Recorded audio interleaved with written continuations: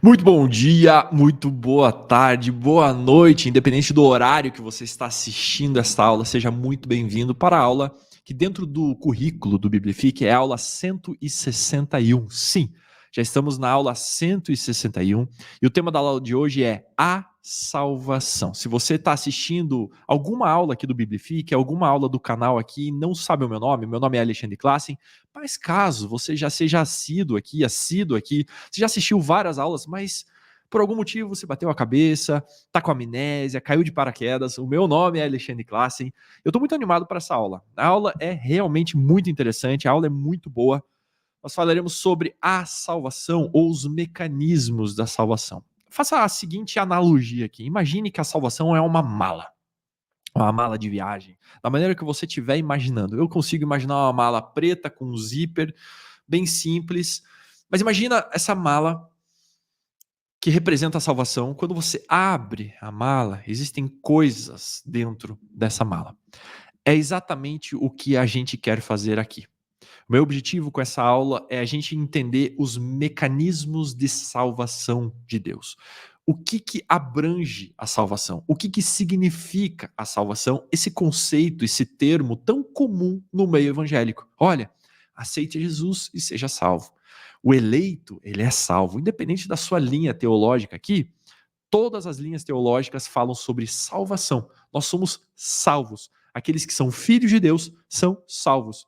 Você pode falar que você aceitou Jesus, você pode falar que você foi eleito, você pode falar que você foi aceito por Jesus, você pode falar que você se entregou a Jesus de alguma forma, você ouviu o chamado de Jesus pela tua vida, você se entregou para ele. Independente disso, nesse momento, nessa altura do campeonato, você já deve entender que você é salvo. Então é uma aula super interessante. Primeiro, para quem já é crente há bom tempo e quer entender um pouquinho melhor sobre o que significa essa salvação. Salvo do quê? Por que a gente precisava ser salvo? O que abrange essa salvação? O que significa essa salvação? Para quem é crente há mais tempo e está nesse conceito assim, como se fosse uma coisa normal, banal, não é. Existem muitas coisas dentro dessa mala e nessa aula a gente vai tirar essas coisas e vamos entender o que acontece, o que compreende a salvação. Para você que é novo convertido, para você que se converteu há pouco tempo, essa aula é muito interessante para você entender o que aconteceu com você. No final das contas, legal. Talvez você tenha feito uma oração no culto, você levantou sua mão e aceitou Jesus, talvez alguém falou de Jesus para você, alguém falou para você se arrepender de alguma coisa, alguém falou que você tinha uma solução na sua vida, independente da maneira ou que pregaram para você, a partir do momento que você crê em Jesus, você se arrependeu, você quer mudar de vida, legal, maravilhoso, ótimo. Você está nesse pacote aqui e é importante você entender o que aconteceu com você. O que é, de fato, salvação? Quais são os mecanismos de salvação? Essa aula tem uma característica interessante. Ela compreende tudo. A gente vai abrir muito texto. É a aula que a gente mais vai abrir texto no Biblifique inteiro. Em 161 aulas, essa é a aula que a gente mais vai abrir texto.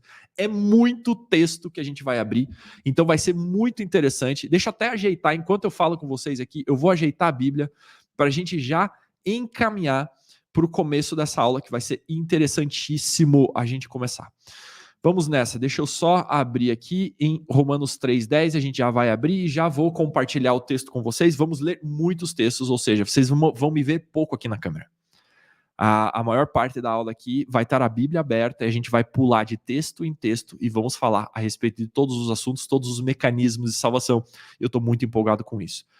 Eu não tenho ideia de quanto tempo essa aula vai durar, tá? Então, vamos nessa. Vamos começar logo e vamos nessa. Pessoal, quando a gente fala de salvação, a primeira coisa que a gente precisa se perguntar é: salvo do quê?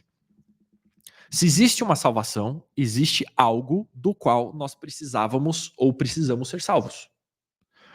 Se a gente fala que Jesus nos salvou, salvou do quê? Talvez alguns automaticamente falam: olha, Jesus me salvou do inferno. Olha, Jesus me salvou disso, Jesus me salvou daquilo. E não está errado. Não está errado. Mas a gente precisa entender qual é a problemática principal. Qual que é o principal problema? Qual que é o principal assunto aqui? Qual que é a treta da parada toda? E a treta se chama pecado. Vamos começar a abrir os textos aqui? Vamos lá, todo mundo vendo o texto? Acho que sim, todo mundo vendo o texto. Romanos 3:10, ele diz, o apóstolo Paulo, escrevendo aos Romanos, ele diz o seguinte: como afirmam as escrituras, ninguém é justo, nenhum sequer. Ninguém é sábio, ninguém busca a Deus. Todos se desviaram, todos se tornaram inúteis. Ninguém faz o bem, nenhum sequer. Sua conversa é repulsiva como o odor de um túmulo aberto. Sua língua é cheia de mentiras. Veneno de serpentes goteja nos seus lábios. Sua boca é cheia de maldição e amargura. Apressam-se em cometer homicídio por onde passam, deixam de destruição e sofrimento. Não sabem onde encontrar paz e não têm o menor temor de Deus. Eu vou avançar um pouquinho e vou colocar aqui no versículo 23, que é o resumo disso tudo que o apóstolo Paulo disse. Versículo 23 de Romanos 3 diz: pois todos pecaram e não alcançam o padrão da glória de Deus. O que Paulo está fazendo aqui? Ele pega alguns salmos aqui, ele junta esses salmos em um texto só, e ele mostra como ninguém na terra é justo. Ninguém na terra pode se declarar inocente do pecado. Todo mundo que nasce, nasce pecador. Todo mundo que nasce, nasce pecando. Todo mundo peca. Todos pecaram e ninguém alcança o padrão da glória de Deus. Não há nenhum justo sequer. Quando você lê justo na Bíblia, acho que é interessante você já saber, é um conceito que a gente vai falar daqui a pouco, tá? Mas já saiba disso de antemão. Quando a Bíblia diz sobre justo, nós estamos dizendo sobre inocente, sobre inocência. Justiça é inocência, ok? Então, quando Paulo diz, olha, não há um justo sequer, diz, não há um inocente do pecado sequer. Não há ninguém que possa falar que não pecou. Ninguém. Todos pecaram e não alcançam a glória de Deus. Vamos ler aqui, ó, Romanos 5, no versículo 12, diz o seguinte: quando Adão pecou, o pecado entrou no mundo e com ele a morte, que se estendeu a todos, porque todos pecaram. Olha só que interessante. A partir do versículo 15 aqui ele continua. Mas há uma grande diferença entre o pecado de Adão e a dádiva de Deus. A gente não vai pegar aqui a parte nesses versículos agora, especificamente. A gente não vai falar sobre a dádiva de Deus. A gente está falando sobre o pecado de Adão, ok? Mas há uma grande diferença entre o pecado de Adão e a dádiva de Deus. Pois o pecado de um único homem, Adão, trouxe morte para muitos. Ainda maior, porém, é a graça de Deus e sua dádiva que veio sobre muitos por meio de um único homem, Jesus Cristo. E o resultado da dádiva de Deus é bem diferente do resultado do pecado de um único homem. Pois enquanto o pecado de Adão levou à condenação, a dádiva de Deus nos possibilita ser declarados justos, inocentes, diante dele, apesar de nossos muitos pecados. A morte reinou sobre muitos por meio do pecado de um único homem. Ainda maior, porém, é a graça de Deus e a sua dádiva de justiça, e todos que a recebem reinarão em vida por meio de um único homem, Jesus Cristo. Versículo 18. É verdade que um só pecado de Adão trouxe condenação a todos. Um só pecado de Adão trouxe condenação a todos. Mas um só ato de justiça de Cristo removeu a culpa e trouxe vida a todos. Versículo 19. Por causa da desobediência a Deus de uma só pessoa, muitos se tornaram pecadores. Mas por causa da obediência de uma só pessoa a Deus, muitos serão declarados justos. Presta atenção aqui, antes da gente ir para um próximo texto aqui. Quando Paulo escreve isso, ele está dizendo o seguinte: olha, pessoal, Adão pecou. E com o pecado de Adão, todos se tornaram pecadores também. Todo mundo que veio depois de Adão veio com aquilo que alguns vão chamar de natureza pecaminosa, outros vão chamar de memória do pecado, outros vão chamar de lei do pecado e outros vão chamar simplesmente com pecado. Quando nós nascemos, absolutamente todos nós nascemos pecadores. Por quê? Porque Adão pecou. Todos nós nascemos condenados pelo pecado. Por quê? Porque Adão pecou. Todos nós nascemos fadados à morte, porque a morte é a consequência ou a principal consequência do pecado. Por quê? Porque Adão pecou. Alexandre, como assim? Me explica um pouquinho melhor isso. Vamos lá para a criação, então. Quando Deus cria o homem. O meu objetivo não é ficar falando sobre pecado, ok? Hoje. O meu objetivo é ficar falando sobre salvação. Mas eu preciso fundamentar um pouquinho melhor essa questão do pecado. Por que nós precisávamos ser salvos, ok? Gênesis 1, 26 diz: Então Deus disse, façamos o ser humano à nossa imagem. Deus dizendo, a nossa imagem. Ele será semelhante a nós. Dominará sobre os peixes do mar, sobre as aves do céu, sobre os animais domésticos, sobre todos os animais selvagens da terra e sobre os animais que rastejam pelo chão. Assim Deus criou os seres humanos à sua própria imagem. A imagem de Deus os criou. Homem e mulher os criou. Então Deus os abençoou e disse: Sejam férteis, multipliquem-se, encham e governem a terra, dominem sobre os peixes do mar, sobre as aves do céu e sobre todos os animais que rastejam pelo chão. Olha só que interessante, quando Deus cria o homem, e aqui o texto ele já traz um plural, né? Façamos o homem à nossa imagem. Alexandre, como assim? Na aula de Trindade a gente explica que isso aqui já é uma indicação da Trindade. Deus não estava sozinho. Provavelmente Deus Pai, Deus Filho e Deus Espírito Santo estavam com ele nessa coreografia aqui da Trindade, que a gente chama de pericorese, ok? Mas isso não é assunto para essa aula. Quando o homem foi criado, ele foi criado à imagem e semelhança de Deus. Ora, se Deus é santo, o homem foi criado de maneira santa. Se Deus é puro, o homem foi criado de maneira pura. Se Deus não tinha pecado, tampouco tinha pecado o homem. Ou seja, Adão era santo, puro, irrepreensível, sem pecado algum. Qual é o problema? Adão tinha a opção.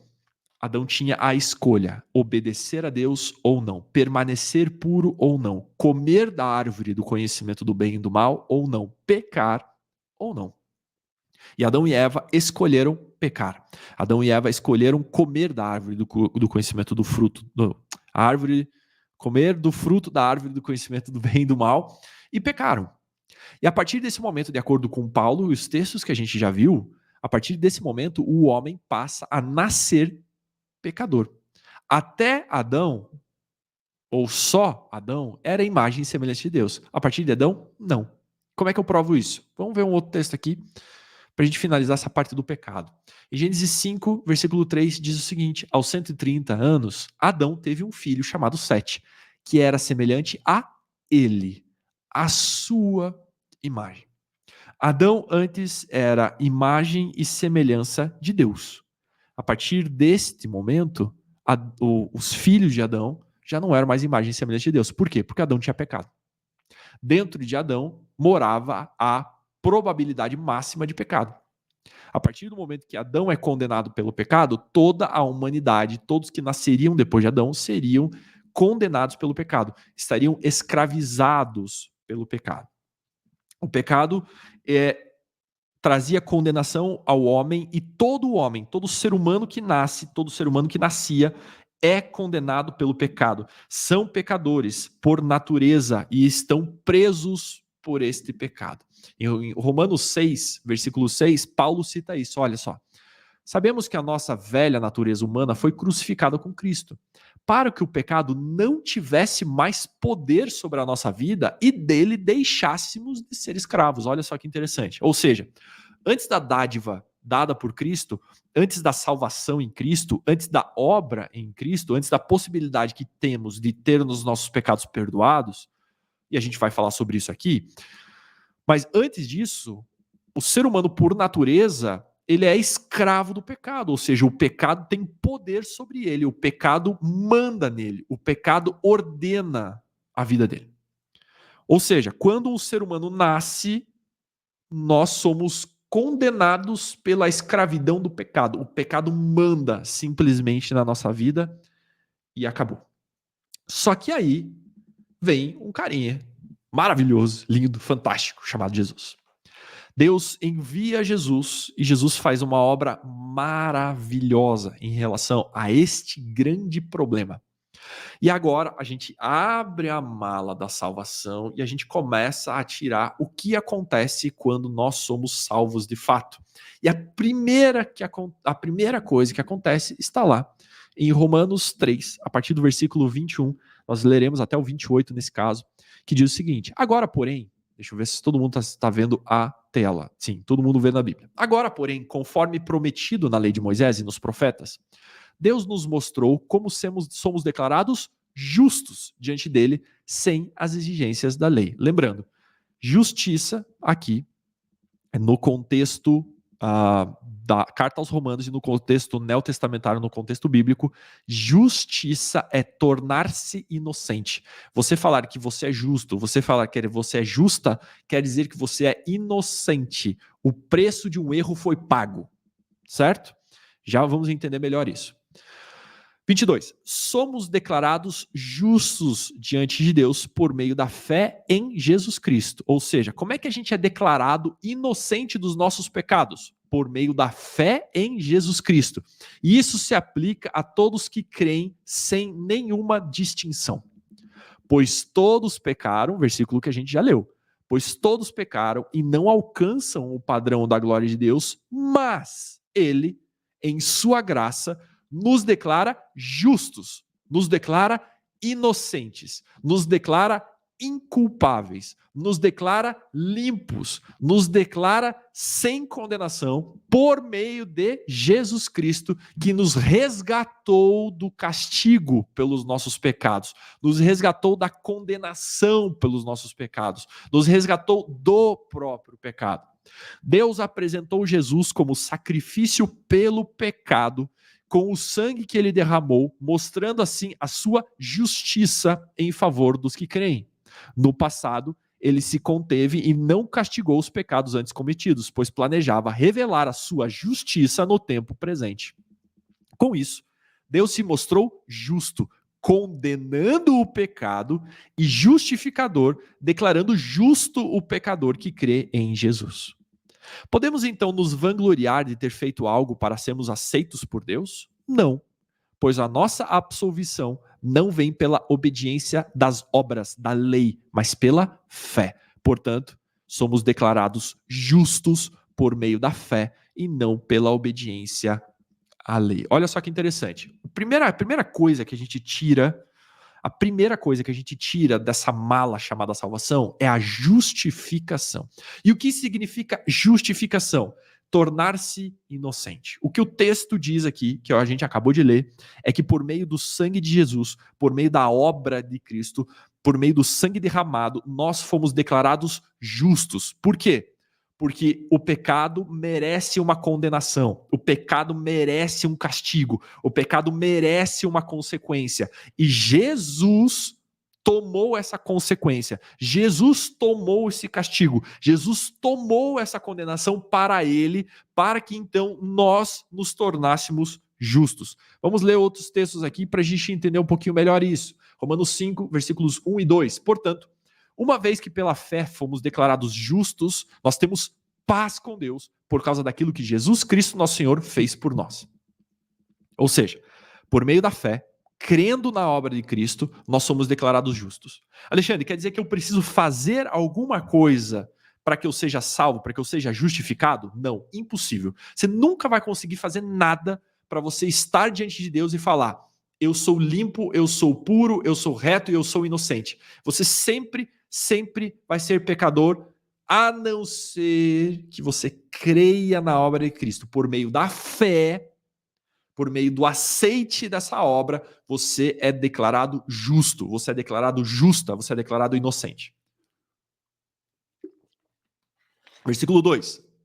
Foi por meio da fé que Cristo nos concedeu esta graça, que agora desfrutamos com segurança e alegria, pois temos a esperança de participar da glória de Deus. Atos 13, no versículo 38, diz: ouçam, irmãos, estamos aqui para proclamar que por meio de Jesus há perdão para os pecados. O perdão dos pecados, ele não vem por nenhuma obra que você realizar. O perdão dos pecados não vem por nenhum rito que você realiza, mas o perdão dos teus pecados vem por meio de Cristo. Versículo 39. Todo aquele que nele crê é declarado justo. Todo aquele que crê em Cristo é declarado justo, inocente, inculpável diante de Deus. Algo que a lei de Moisés, e quando lê-se lei de Moisés, você pode substituir por obras, algo que as obras jamais podem fazer. Romanos 10, versículo 5, para a gente finalizar essa parte justificativa, ou aliás, justificação. Versículo 5 de Romanos 10 diz: Moisés escreve que o modo pelo qual a lei torna alguém justo exige obediência a todos os seus mandamentos. Mas O modo pelo qual a fé torna alguém justo diz: não diga em seu coração, quem subirá ao céu para trazer Cristo para a terra? E não diga quem descerá ao lugar dos mortos. Na verdade diz, a mensagem está perto, está em seus lábios e em seu coração. E essa mensagem é a mesma que anunciamos a respeito da fé. Agora sim. Se você declarar com a sua boca que Jesus é Senhor e crer em seu coração que Deus o ressuscitou dos mortos, será salvo. Pois é crendo de coração que você é declarado justo. Ou seja, a justiça, a justificação é o primeiro ato da salvação. É crendo no nosso coração, é por meio da fé, crendo em Cristo, que nós nos somos declarados justos, inocentes. E é declarando com a boca que você é salvo. Como dizem as Escrituras, no versículo 11, quem confiar nele jamais será envergonhado. 12. Nesse sentido, não há diferença entre judeus e gentios, uma vez que ambos têm o mesmo Senhor, que abençoa generosamente todos que o invocam, pois todo aquele que invocar o nome do Senhor será salvo. Justificar é tornar alguém inocente. O homem estava condenado e culpado pelo pecado. A obra de Cristo o justificou, ou seja, justificou, inocentou o homem de tudo o que aconteceu. Romanos 5, olha só, versículos 6 a 11. Quando estávamos completamente desamparados, Cristo veio na hora certa e morreu por nós, pecadores. É pouco provável que alguém morresse por um justo, embora talvez alguém se dispusesse a morrer por uma pessoa boa. Mas Deus nos prova o seu grande amor ao enviar Cristo para morrer por nós quando nós ainda éramos pecadores. E uma vez que fomos declarados justos por seu sangue, certamente seremos salvos da ira de Deus por meio dele. Pois se quando ainda éramos inimigos de Deus, o nosso relacionamento com ele foi restaurado pela morte do seu filho, agora que já estamos reconciliados, certamente seremos salvos por sua vida. Agora, portanto, podemos nos alegrar em Deus, com quem fomos reconciliados por meio do nosso Senhor Jesus Cristo. Versículo 16, aqui embaixo. Ó. E o resultado da dádiva de Deus é bem diferente do resultado do pecado de um único homem. Já lemos esse versículo. Pois enquanto o pecado de Adão levou à condenação, a dádiva de Deus nos possibilita ser declarados justos diante de Deus, diante dele, apesar dos nossos muitos pecados. Ou seja, em Cristo você é declarado justo diante de Deus e não há nenhuma condenação sobre a sua vida. Alexandre, eu quero entender um pouquinho melhor, um pouquinho mais sobre essa justificação. Falo para você então assistir 3 aulas aqui do Biblific. Se você quer entender um pouco mais sobre justificação, você precisa assistir a aula 18, a aula 21 e a aula 22. Aula 18, 21 e 22. Agora, vamos lá. Vamos refletir sobre algo importante aqui em relação a isso. Vamos lá. Se a gente foi declarado justo, e para ser salvo, eu preciso ser declarado justo, para eu entender a justiça de Deus e a justificação, eu preciso reconhecer que antes disso, eu era pecador. Eu preciso reconhecer que antes disso, eu era um alvo da ira de Deus. Eu era alvo da condenação. Eu era alvo do castigo. E aí, por meio do amor de Deus manifesto em Cristo, por meio do sangue de Cristo derramado pela minha vida, agora eu posso ser declarado justo, inocente e inculpável. Mas, para eu clamar por essa justificação, para eu crer no meu coração que eu preciso dessa salvação, ora, você vai precisar reconhecer que você é pecador. O que eu quero dizer com isso? A justificação, a justiça de Deus, ela tem que gerar em você um sentimento de arrependimento. Não existe salvação, não existe conversão, agora no aspecto mais prático mesmo do evangeliquez, não existe salvação, não existe aceitar a Jesus, não existe nada disso se não há arrependimento. Porque você precisa reconhecer-se como pecador. A gente já vai entender isso por meio de alguns versículos. Você vai precisar, para você ser justificado, não há por que você ser justificado de algo que você não reconheça que você é culpado. Você fala assim, olha, eu preciso me tornar inocente. Quer dizer que você se vê como pecador, como culpado. O que eu quero dizer é o seguinte, todo o processo de conversão, agora no aspecto bem prático, todo o processo de conversão, todo o processo de aceitar Jesus, esse tipo de coisa, tudo isso tem que necessariamente envolver um negócio chamado arrependimento.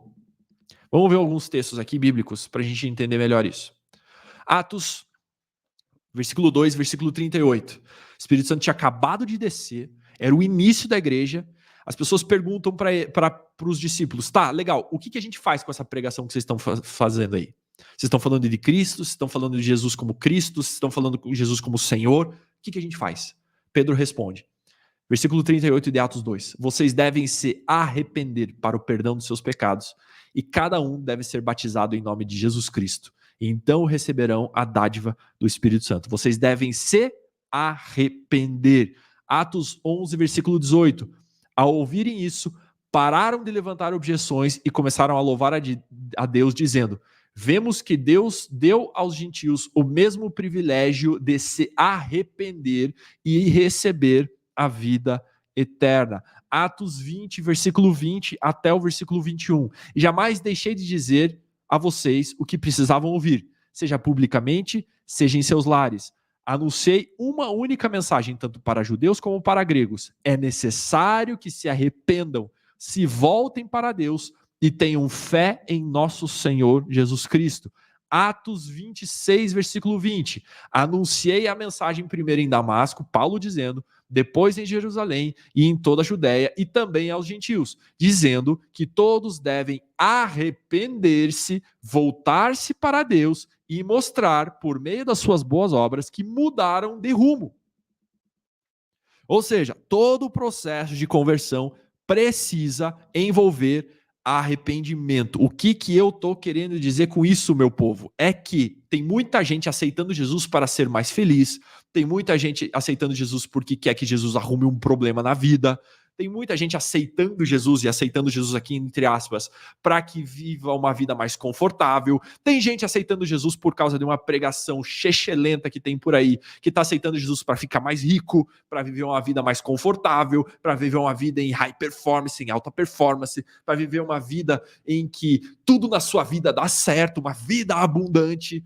Só que não envolve esse processo, essa mensagem, essa pregação, não envolve arrependimento. Só que se a gente está falando de salvação de maneira bíblica, nós estamos falando da salvação envolvendo justificação. E se nós estamos falando de justificação, existe então uma culpa pelo pecado e uma condenação do pecado anterior à justificação, a qual você precisa reconhecer.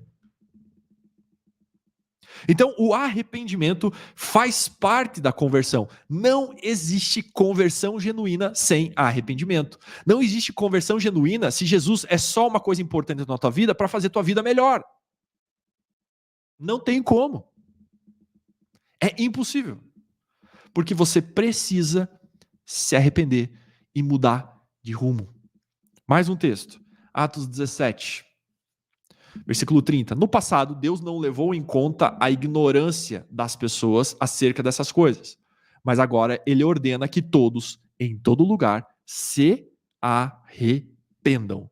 Pois ele estabeleceu um dia para julgar o mundo com justiça por meio do homem que ele designou e mostrou a todos que é esse homem quem é esse homem ao ressuscitá-lo dos mortos.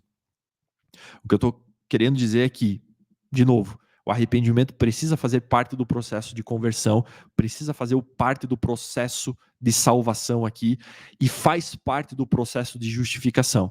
E a possibilidade que nós temos de nos arrependermos já é uma dádiva de Deus. É uma manifestação do amor de Deus, da graça de Deus. Agora eu posso me arrepender, porque antes nem isso. Não tinha jeito. Não tinha como. Tá? Então, é um parênteses que eu faço aqui no meio da aula. A primeira coisa que sai dessa mala que a gente abre aqui é a justificação. A segunda coisa É um negócio chamado regeneração. A partir do momento que você, entre aspas, aceita Jesus, você é justificado por meio do sangue de Cristo, por meio da obra de Cristo, e você é regenerado, você é regenerada. Alexandre, como assim? Vamos lá. 1 Pedro 1, versículo 22 diz o seguinte. Mais um pouquinho de água. Vamos com calma nessa aula, galera. Vamos com calma. 1 Pedro 1, versículo 22 diz o seguinte: uma vez que vocês foram purificados dos seus pecados quando obedeceram à verdade, tenham como alvo agora o amor fraternal sem fingimento. Amem uns aos outros sinceramente de todo o coração. Percebam que a salvação, ela envolve a justificação, essa declaração de inocência, e a partir desse momento, ele já envolve o futuro, ele já envolve o pós, o teu comprometimento com isso, a tua mudança de vida, a tua mudança depois desse arrependimento, dessa justificação. Então ele diz, olha, no versículo 23, pois vocês nasceram de novo, não para uma vida que pode ser destruída, mas para uma vida que durará para sempre, porque vem da eterna e viva palavra de Deus. Na versão à direita aqui, ó, na Almeida, revista atualizada, no versículo 23, ele diz, pois fostes regenerados, não de semente corruptível, mas de incorruptível, mediante a palavra de Deus, a qual vive e é permanente. Ou seja, vocês nasceram de novo, você nasce de novo, você é regenerado. 2 Coríntios 5,17 diz o seguinte, logo, todo aquele que está em Cristo se tornou nova criação. A velha vida acabou, uma nova vida teve início. Assim, se alguém está em Cristo, é uma nova criatura. A partir do momento que nós somos justificados, a partir do momento que nós somos perdoados, a partir do momento que a gente se arrepende, nós nos tornamos uma nova criatura, um novo ser. Nós somos regenerados. Efésios 4, 20 a 24 diz, mas não foi isso que vocês aprenderam de Cristo. Uma vez que ouviram falar de Jesus e foram ensinados sobre a verdade que vem dele, livrem-se da sua antiga natureza e do seu velho modo de viver corrompido pelos desejos impuros e pelo engano. Deixem que o Espírito renove os seus pensamentos e as atitudes e revistam-se da sua nova natureza, criada para ser verdadeiramente justa e santa como Deus. Em Tito 3, no versículo 4 diz, mas quando Deus nosso Salvador revelou sua bondade e o seu amor, e ele nos salvou, não porque tivéssemos feito algo justo, mas por causa da sua misericórdia. Ele nos lavou para remover os nossos pecados e nos fez nascer de novo e nos deu nova vida por meio do Espírito Santo. Generosamente derramou o Espírito sobre nós por meio de Jesus Cristo, nosso Salvador. Por causa dessa graça, nos declarou justos e nos deu a esperança de que herdaremos a vida eterna. Vou ler o versículo 5 na Almeida, revista atualizada aqui do lado direito.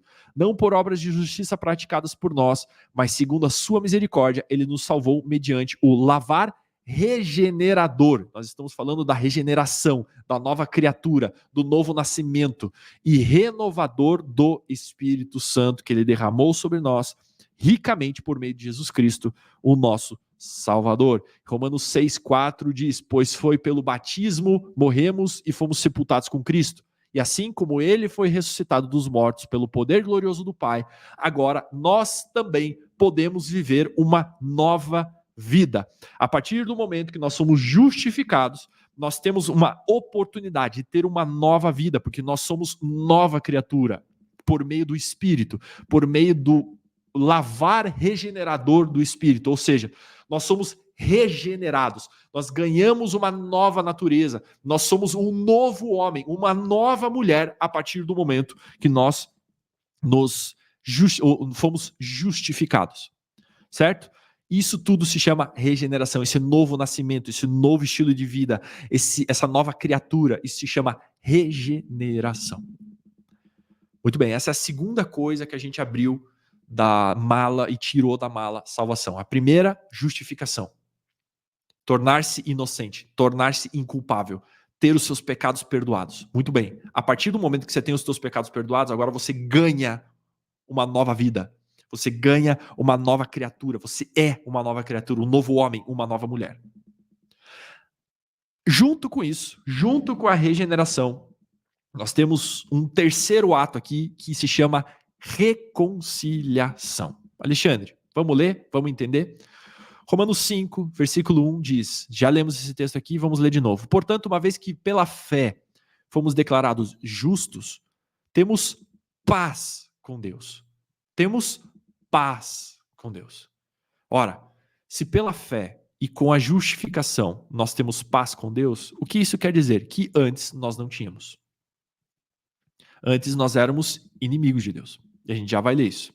Temos paz com Deus por causa daquilo que Jesus Cristo, nosso Senhor, fez por nós. Versículo 2. Foi por meio da fé que Cristo nos concedeu essa graça que agora desfrutamos com segurança e alegria, pois temos a esperança de participar da glória de Deus. Vamos aqui para o versículo 6 aqui, ó. É legal, esse versículo 6, vamos ler até o versículo 11. Quando estávamos completamente desamparados, Cristo veio na hora certa e morreu por nós pecadores. Já vimos o porquê disso. É pouco provável que alguém morresse por um justo, embora talvez alguém se dispusesse a morrer por uma pessoa boa. Mas Deus nos prova seu grande amor ao enviar Cristo para morrer por nós, quando nós ainda éramos pecadores. Logo mais, olha, e uma vez que fomos declarados justos por seu sangue, certamente seremos salvos da ira de Deus por meio dele. Presta atenção no versículo 10. Pois se quando ainda éramos inimigos de Deus, nosso relacionamento com ele foi restaurado pela morte do seu filho. Agora que já estamos reconciliados, certamente seremos salvos por sua vida. Agora, portanto, podemos nos alegrar em Deus com quem fomos reconciliados por meio do nosso Senhor Jesus Cristo. Vamos lá. A obra da salvação começou com o perdão dos nossos pecados, com a justificação. Depois, a gente percebe que a gente ganha uma nova natureza, a gente se torna uma nova criatura, a gente percebe a regeneração. E além disso, adiciona-se a isso a reconciliação. Antes éramos inimigos de Deus, antes nós éramos contra Deus, antes nós éramos contra tudo que envolvia Deus, nós éramos totalmente contrários a Deus, e ele, por meio do sangue de Jesus, por meio da obra de Jesus, ele se reconcilia conosco. Ele resolve ter paz conosco. Antes nós não tínhamos paz, antes nós éramos inimigos, e agora nós temos paz com Deus. Agora nós não somos mais inimigos de Deus. Olha outro texto aqui, ó, em 1 João 4, a partir do versículo... Aliás, desculpa, 2 Coríntios 5, 14. Antes disso. Um versículo ideal aqui, inclusive. De qualquer forma, o amor de Cristo nos impulsiona. Porque cremos que ele morreu por todos, também cremos que todos morreram. Ele morreu por todos, para que os que recebem a sua nova vida não vivam mais para si mesmos, mas para Cristo que morreu e ressuscitou por eles. Portanto, não avaliamos mais ninguém do ponto de vista humano. Em outros tempos, pensávamos em Cristo apenas do ponto de vista humano, mas agora o conhecemos de modo bem diferente. Logo, todo aquele que está em Cristo se tornou uma nova criação. Todo aquele que está em Cristo se tornou uma nova criação. A gente já leu esse texto aqui. A velha vida acabou e uma nova vida teve início. E tudo isso vem de Deus, aquele que nos trouxe de volta para si por meio de Cristo e nos encarregou de reconciliar outros com ele. Ele explica: pois em Cristo, Deus estava reconciliando consigo o mundo, não levando mais em conta os pecados das pessoas. Justificação. E ele nos deu esta mensagem maravilhosa de reconciliação. Agora, portanto, somos embaixadores de Cristo. Deus faz o seu apelo por nosso intermédio. Falamos em nome de Cristo quando dizemos: reconciliem-se com Deus. Pois Deus fez de Cristo, aquele que nunca pecou, a oferta por nosso pecado, para que por meio dele fôssemos declarados justos diante de Deus. 1 João, no versículo 4, a partir do versículo 9, diz: Deus mostrou o quanto nos amou ao enviar o seu único Filho ao mundo, para que por meio dele nós tenhamos vida. É nisso que consiste o amor.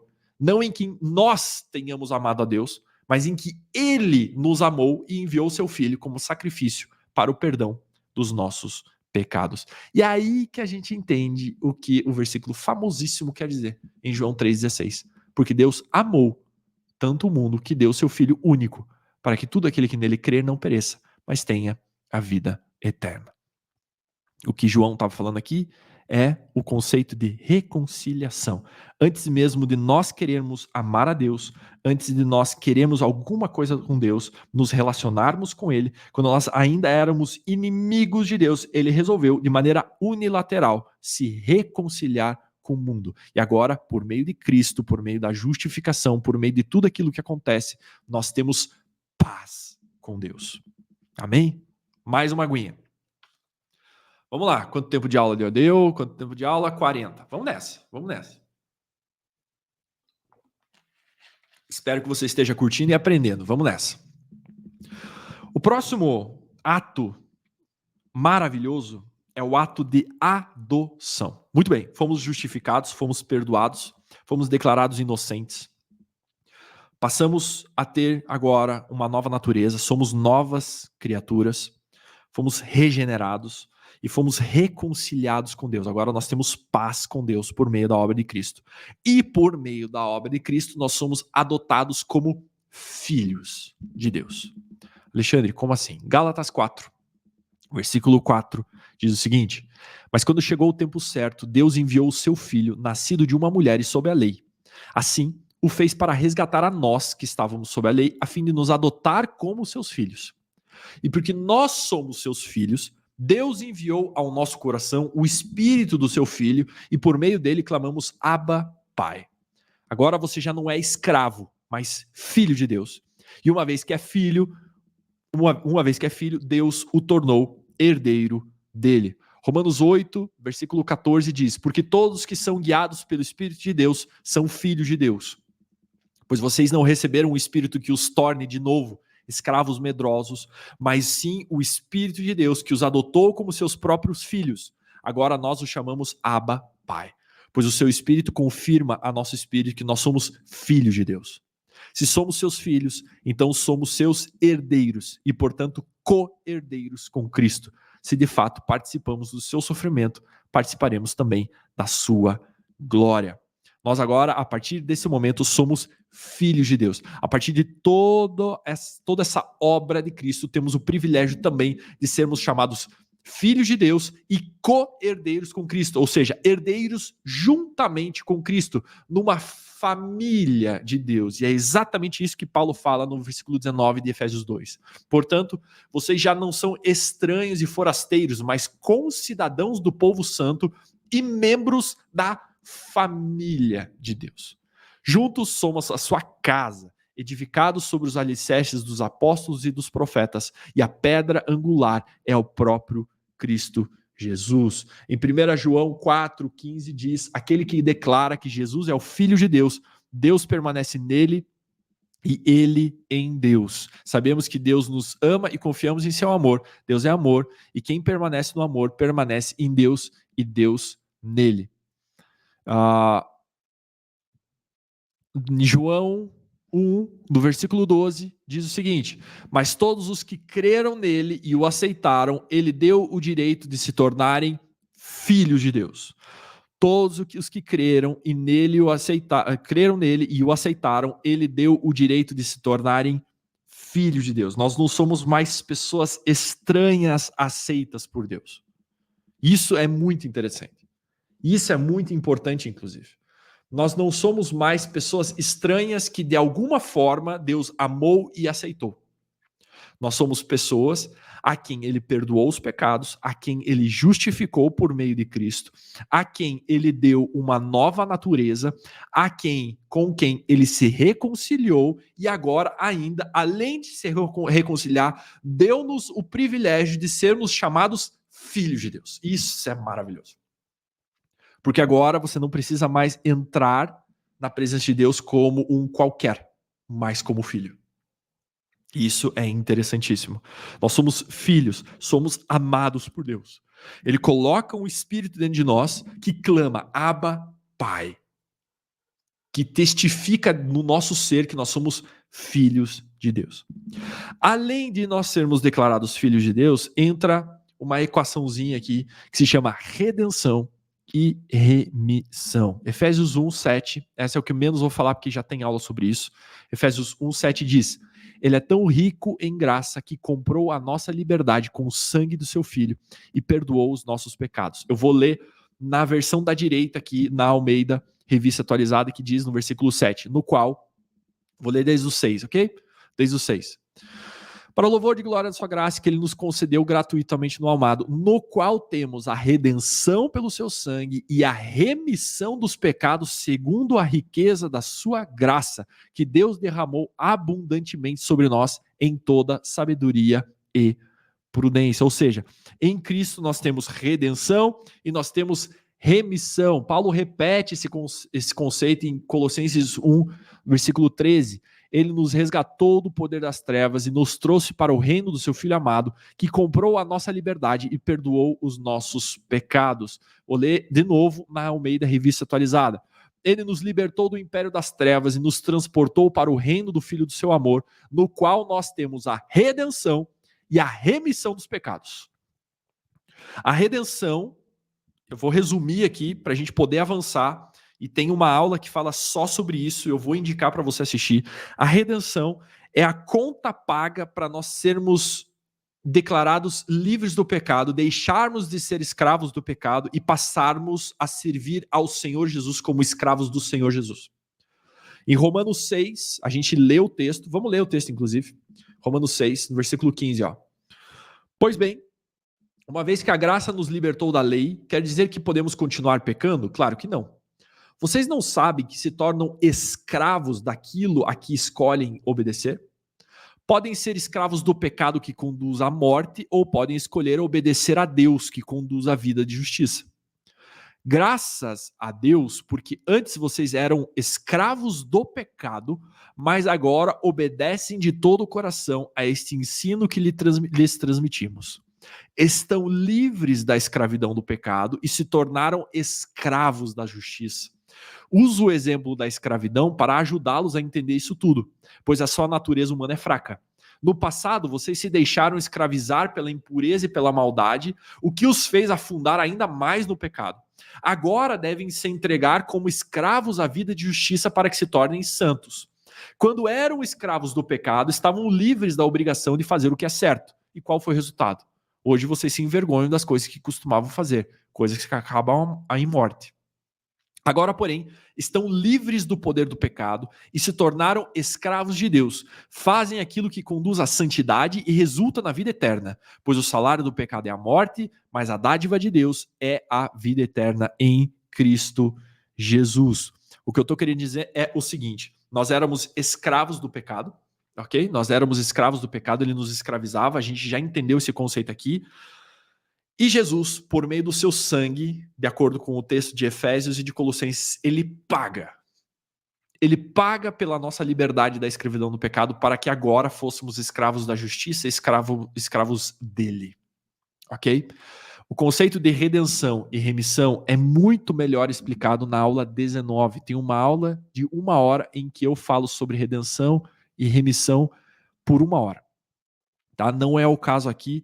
O caso aqui é a gente fazer entender a mala da salvação de uma maneira um pouco mais resumida e sistemática. Se você quer se aprofundar no conceito de redenção e remissão, assista a aula 19. Porque o próximo passo, vamos lá, fomos justificados. Deixa até eu aqui lembrar daquilo que a gente já falou até agora. Fomos justificados, fomos perdoados e declarados inocentes. O arrependimento faz parte desse ato de justificação aqui, desse ato de conversão. Depois disso, nós somos regenerados, nós ganhamos um novo nascimento, uma nova natureza, nós temos um novo nascimento. É disso que Jesus está falando lá para Nicodemos em João 3, que precisa nascer de novo, precisa ser regenerado pelo Espírito, precisa ser uma nova criatura, nós somos regenerados. Além disso, nós somos reconciliados com Deus, agora nós não somos mais inimigos de Deus, agora nós somos reconciliados, nós temos paz com Deus.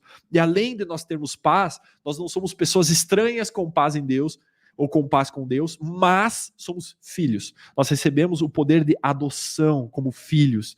E além disso, nós temos a redenção e a remissão dos nossos pecados, para que, então, entremos em algo mais prático, mais atual, que é, de fato, a vida cristã, que é um negócio chamado santificação.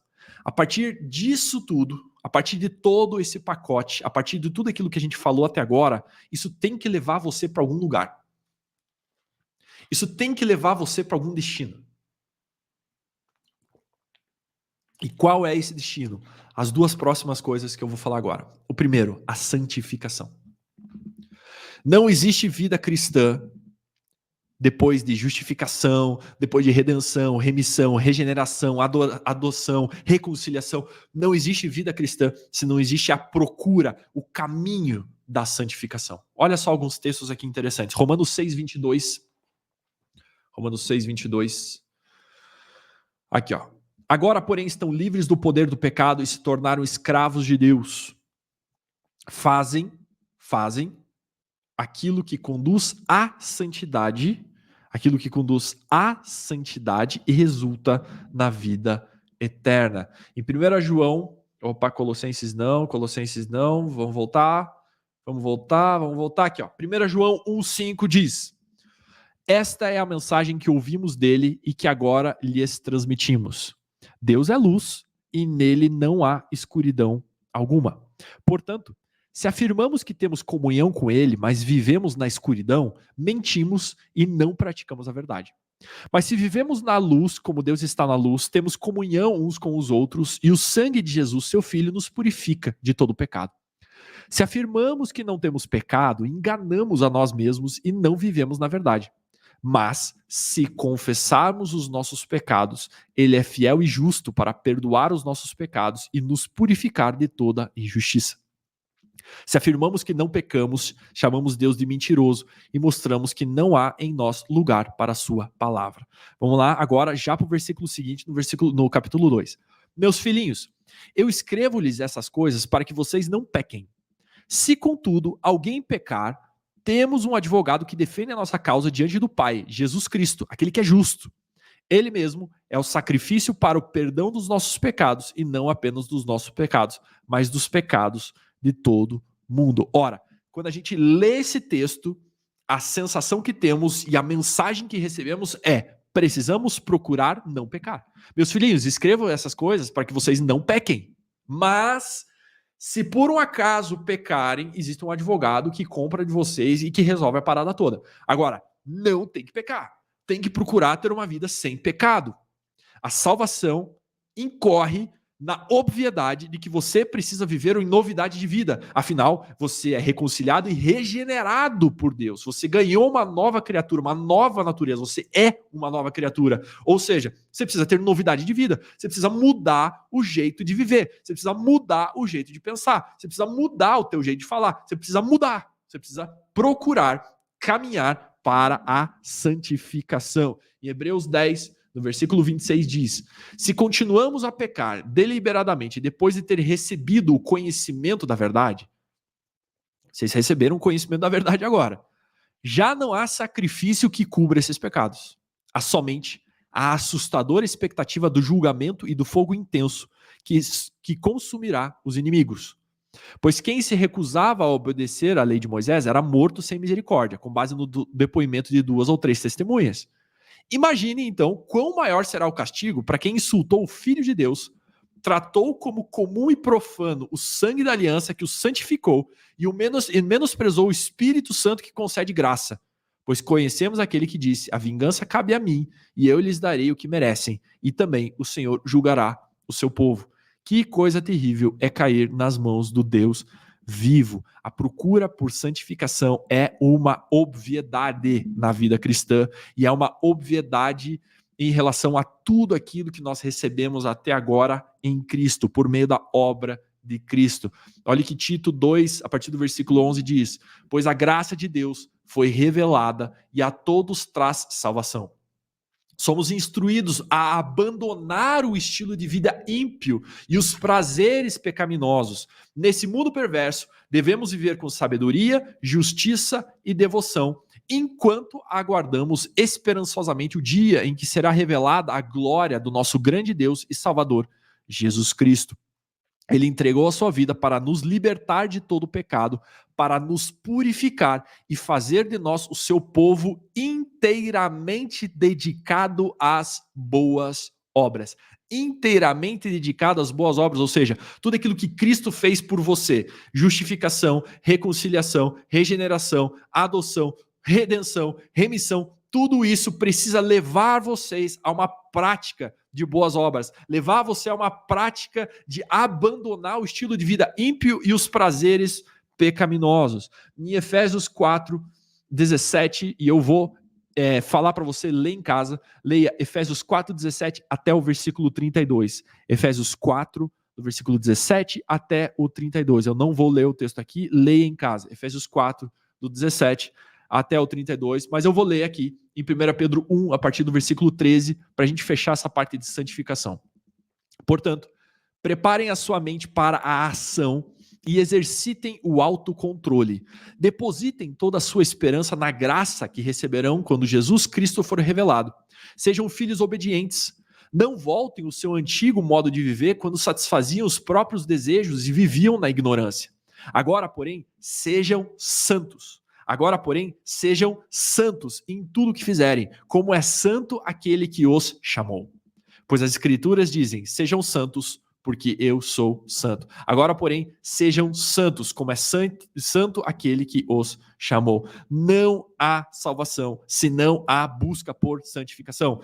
Todo processo, todo presente dado, tudo aquilo que está dentro da mala da salvação, precisa levar você para uma vida de santificação. Se em algum momento você recebe um evangelho, e esse evangelho mostra a justificação, a regeneração, a adoção, a reconciliação, a redenção, a remissão, e ele não mostra que é necessário um processo de santificação, este evangelho não é sério. Existe a necessidade de haver santificação. Por quê? Porque no final, lá no final, vem a última coisa. E a última coisa se chama glorificação. Romanos 8, a partir do versículo 17 até o 25 diz: se somos seus filhos, então somos seus herdeiros e, portanto, co-herdeiros com Cristo. Se de fato participarmos do seu sofrimento, ou participamos do seu sofrimento, participaremos também da sua glória. Considero que o nosso sofrimento de agora não é nada comparado com a glória que ele nos revelará mais tarde, pois toda a criação aguarda com grande expectativa o dia em que os filhos de Deus serão revelados. Toda a criação, não por vontade própria, foi submetida por Deus a uma existência inútil, na esperança de que com os filhos de Deus a criação seja gloriosamente liberta da decadência que a escraviza. Pois sabemos que até agora toda a criação geme, como em dores de parto. E nós, os que cremos, também gememos, embora tenhamos o Espírito em nós como antecipação da glória futura, pois aguardamos ansiosos pelo dia em que desfrutaremos dos nossos direitos de adoção, incluindo a redenção do nosso corpo. Recebemos essa esperança quando fomos salvos. Se já temos alguma coisa, não há necessidade de esperar por ela. Mas se esperamos por algo que ainda não temos, devemos fazê-lo com paciência e confiança. O que Paulo está dizendo aqui é o seguinte: todo esse pacote de salvação vem, essa necessidade de santificação existe, mas existe algo que lá no final é a glorificação. É quando tudo isso aqui fizer o sentido real. E você viver uma outra vida, agora glorificada, uma glória futura. Nós estamos falando de eternidade. Em Filipenses 3, a partir do versículo 20, ele diz: nossa cidadania, no entanto, vem do céu, e de lá aguardamos ansiosamente a volta do Salvador, o Senhor Jesus Cristo. Ele tomará o nosso frágil corpo mortal e o transformará num corpo glorioso como o dele, usando o mesmo poder com o qual submeterá a todas as coisas ao seu domínio. Se você quer entender um pouquinho melhor sobre esse assunto, um pouquinho melhor sobre essa questão de glorificação, de volta de Jesus, não estou falando de escatologia, ok? Não estou falando de fim dos tempos, mas do que vai acontecer com você a partir do momento que você morrer ou a partir do momento que Jesus voltar, essa glorificação. Você precisa assistir 2 aulas aqui do Biblifique sobre ressurreição dos mortos, aulas 34 e 35. Aulas 34 e 35. Queridos, O objetivo dessa aula era trazer um compêndio, era trazer um pacote inteiro chamado salvação. A gente entender como é que é um mecanismo da salvação, o que que acontece. E aqui, quando a gente pega essa 1 hora de aula, cara, a gente percebe a grandeza da obra de Deus por nós. Não é simplesmente salvação. Não é apenas perdão dos pecados. É a possibilidade de viver uma nova vida. É a possibilidade de ter paz com Deus. É a possibilidade de não ter nenhuma dívida com Deus. É a possibilidade de ser chamado filho de Deus. É a possibilidade da gente poder andar em santidade, retos diante de Deus. Antes nós éramos escravos do pecado, agora nós somos livres para viver em santificação. E por fim, nós recebemos o grande prêmio da vida, que é a glorificação. Eu espero que você tenha sido edificado, espero que você tenha sido edificada por essa aula. Deus abençoe e até a próxima.